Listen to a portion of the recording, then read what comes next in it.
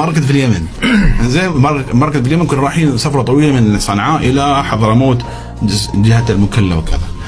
زين المهم ان هالفتره ايام كان علي عبد الله صالح، فتره رفعوا سعر البنزين، فصارت في البلد اضطرابات وكذا. زين فكنا نمر على نقاط تفتيش. المهم فكنا نقاط تفتيش الناس مسلحين، فكنت اقول حق ليش الشرطه كل مكان؟ بتدري في مظاهرات، بس المظاهرات كان هذه مو شرطه، لماذا هي قطاع طرق يقول لي. يقول قطاع طرق.